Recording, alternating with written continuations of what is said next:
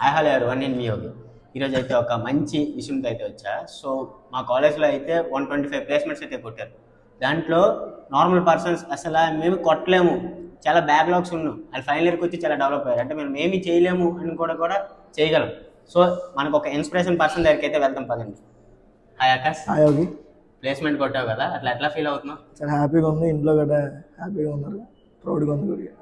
So నువ్వు backlogs కూడా ఉంచావు second year, అసలు నువ్వు చేసుకోవడానికి నీ కారణం ఏంటి? కాలేజ్ చూస్ చేసుకోవడానికి లేదు, మంచి ప్లేస్మెంట్స్ ఉన్నాయి అనేసి చూస్ చేసుకున్నాను. సో నీకు ఇక్కడికి వచ్చాక చాలా మంది కేలీ చేశారు, నేను అవన్నీ చూశాను.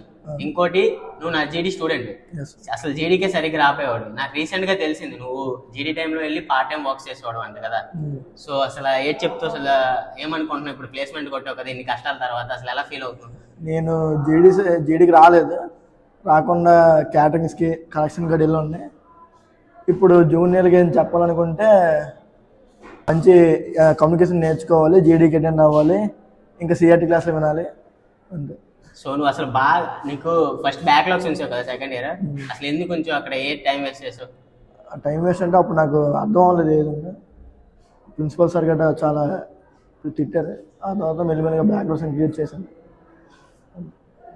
ఓకే, ఒక ఇన్ని ప్లేస్మెంట్స్ కొట్టాలంటే ఓన్లీ ఒకే రీజన్ కాదు, ఎంతో మంది బ్యాక్గ్రౌండ్ కష్టాలు ఉంటాయి. సో మా ప్రిన్సిపల్ సార్ అవని, మా టీచర్స్ అవని, మెయిన్గా మా రాజు సార్ ప్లేస్మెంట్ సార్ అయినా 3-2 లేదన్నా 3కైనా మెసేజ్ చేసేవారు. అంత హార్డ్ వర్క్ చేశారు కాబట్టి ఎంత అలా ఒక్క ప్లేస్మెంట్ ఆఫీసర్ అలాంటి వాళ్ళు ఉంటే కాలేజ్ మొత్తం డెవలప్ అవుతుంది.